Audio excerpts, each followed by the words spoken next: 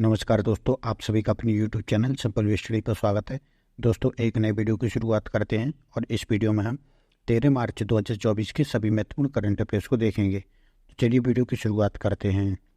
सबसे पहला प्रश्न है, अनुसूचित जाति आयोग के नए अध्यक्ष कौन बने हैं? तो ये बने हैं किशोर मकवाना।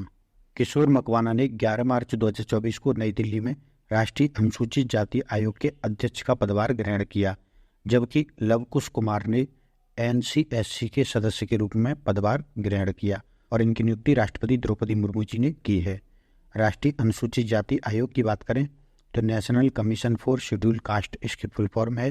शुरुआत में संविधान में अनुच्छेद 338 में केवल राष्ट्रीय अनुसूचित जाति एवं जनजाति आयोग का प्रावधान था, ठीक है। बाद में इसको 89 में संविधान संशोधन अधिनियम 2003 के द्वारा 19 फरवरी 2004 को राष्ट्रीय अनुसूचित जाति आयोग अलग कर दिया गया, जो अनुच्छेद 338 में है, और अनुसूचित जनजाति आयोग अनुच्छेद 338 का या एक के द्वारा इन दोनों को अलग कर दिया गया, ठीक है।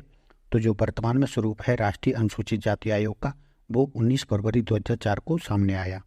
इसका मुख्यालय कहाँ है? तो इसका मुख्यालय नई दिल्ली में है और ये एक संवैधानिक संस्था है, ठीक है। संविधान के अनुच्छेद 338 में इसका उल्लेख है। उद्देश्य क्या है? तो अनुसूचित जातियों के शोषण के विरुद्ध सुरक्षा उपाय प्रदान करने एवं सामाजिक, शैक्षणिक, आर्थिक, सांस्कृतिक हितों को बढ़ावा देना इसका मुख्य उद्देश्य है। इसमें एक अध्यक्ष, एक उपाध्यक्ष व 3 अतिरिक्त सदस्य होते हैं और इनकी नियुक्ति राष्ट्रपति जी के द्वारा की जाती है। हरियाणा के 11वें मुख्यमंत्री के रूप में किसे नियुक्त किया गया है? तो नियुक्त किया गया है नायब सैनी को। भारतीय जनता पार्टी के नेता नायब सैनी ने 12 मार्च 2024 को हरियाणा के 11वें मुख्यमंत्री के रूप में शपथ ली है और उन्हें हरियाणा के राज्यपाल बंडारू दत्तात्रेय ने एवं गोपनीयता की शपथ दिलाई है। उन्होंने मनोहर लाल खट्टर की जगह ली है, जिन्होंने 12 मार्च को ही इस्तीफा दिया था। 12 मार्च 2024 को ही दुष्यंत चौटाला के नेतृत्व वाली जननायक जनता पार्टी ने राज्य में भाजपा के साथ अपना गठबंधन तोड़ लिया था और इसके कारण मनोहर लाल खट्टर को अपना इस्तीफा देना पड़ा था। हरियाणा की स्थापना 1 नवंबर 1966 को हुई थी पंजाब पुनर्गठन अधिनियम 1966 के द्वारा। चंडीगढ़ यहाँ की राजधानी है। बंडारू दत्तात्रेय यहाँ के राज्यपाल हैं। 10 लोकसभा सीट, 5 राज्यसभा सीट, 90 विधानसभा सीट हैं। हरियाणा के पहले मुख्यमंत्री कौन थे? तो भगवत दयाल शर्मा यहाँ के पहले मुख्यमंत्री थे। नीगल नालामा योजना किस राज्य ने शुरू करी है? तो ये तमिलनाडु ने शुरू करी है। तमिलनाडु के मुख्यमंत्री MK स्टालिन ने 6 मार्च को नीलम नालामा योजना शुरू करी है, जिसका अर्थ होता है क्या आप ठीक हैं। यह एक लाभार्थी आउटरीच कार्यक्रम है जिसका उद्देश्य प्रमुख योजनाओं के कार्यान्वयन की समीक्षा करना और जनता की शिकायतों का समाधान करना है। योजना के हिस्से के रूप में मुख्यमंत्री ने एक वेब पोर्टल लॉन्च किया है जहां लाभार्थी अपनी राय व्यक्त कर सकते हैं और तमिलनाडु सरकार की कल्याण परियोजना पर अपनी प्रतिक्रिया दे सकते हैं। तमिलनाडु की बात करें तो 1 नवंबर 1956 को स्थापना हुई थी। चेन्नई में यहाँ की राजधानी है और RN रवि यहाँ के राज्यपाल हैं और MK स्टालिन यहाँ के मुख्यमंत्री हैं। 39 लोकसभा सीट, 18 राज्यसभा सीट और 234 यहाँ पर विधानसभा सीट हैं।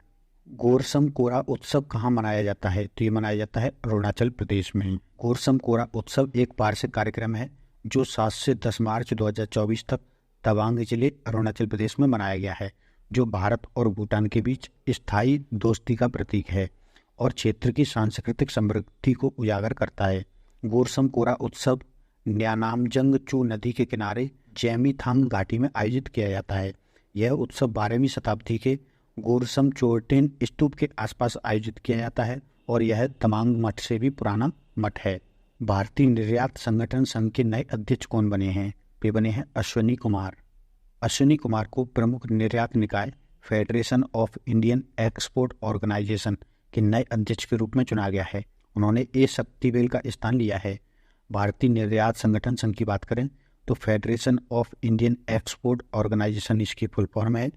1965 में स्थापना, नई दिल्ली में इसका मुख्यालय है और इसके क्षेत्रीय कार्यालयों की बात करें तो दिल्ली, मुंबई, चेन्नई, कोलकाता में इसके क्षेत्रीय कार्यालय भी स्थित हैं। FIEO देश में निर्यातकों के लिए शीर्ष निकाय है। इसकी स्थापना भारत सरकार के वाणिज्य मंत्रालय और निजी व्यापार एवं उद्योग संवर्धन द्वारा संयुक्त रूप से की गई थी। हाल ही में कोचरब आश्रम का उद्घाटन किसने किया है? तो इसका उद्घाटन किया है प्रधानमंत्री नरेंद्र मोदी जी ने। भारतीय प्रधानमंत्री नरेंद्र मोदी जी ने साबरमती आश्रम का दौरा किया, जहां उन्होंने कोचरब आश्रम का उद्घाटन किया और गांधी आश्रम स्मारक के मास्टर प्लान का भी शुभारंभ किया। कोचरब आश्रम की स्थापना गांधी जी ने दक्षिण अफ्रीका से लौटने के बाद 25 मई 1915 को की थी। यह भारत में उनके द्वारा स्थापित पहला आश्रम था। हालांकि 17 जून 1917 को आश्रम को साबरमती नदी के तट पर एक बंजर भूमि पर स्थानांतरित कर दिया था। साबरमती आश्रम, जिसे हरिजन आश्रम के नाम से भी जाना जाता है, 1917 से 1930 तक गांधी जी का घर बना रहा और भारत के स्वतंत्रता संग्राम में महत्वपूर्ण भूमिका निभाई। 12 मार्च 1930 को गांधी जी ने 78 साथियों के साथ आश्रम से प्रसिद्ध दांडी यात्रा यहाँ से आरंभ की थी। अब हम अन्य महत्वपूर्ण खबरें देख लेते हैं। तो जिसमें पहली खबर है, चीन ने टोकिन की खाड़ी के उत्तरी भाग में एक नई क्षेत्रीय बेसलाइन घोषित की है, जो वियतनाम के साथ साझा क्षेत्र है, जिससे संभावित क्षेत्रीय विवादों पर चिंताएं बढ़ गई हैं। पाकिस्तान में प्रांतीय असेंबली के 3 बार सदस्य सरदार रमेश सिंह अरोड़ा पंजाब प्रांत के पहले सिख मंत्री बने हैं। जम्मू कश्मीर पुलिस ने मवेशी तस्करी से निपटने के लिए ऑपरेशन कामधेनु शुरू किया है।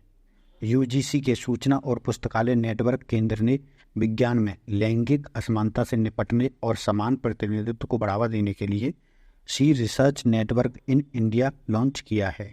दिल्ली हवाई अड्डे ने लगातार 6ठे वर्ष एशिया प्रशांत क्षेत्र में सर्वश्रेष्ठ हवाई अड्डे का प्रतिष्ठित खिताब जीता है। दोस्तों, ये थे हमारे 13 मार्च 2024 के सभी महत्वपूर्ण करंट अफेयर्स। इस वीडियो में फिलहाल इतना ही। अगर आपको ये वीडियो पसंद आया है तो वीडियो को लाइक कर दीजिए, चैनल को सब्सक्राइब कर लीजिए एवं अपने दोस्तों तक भी शेयर कर दीजिए। धन्यवाद।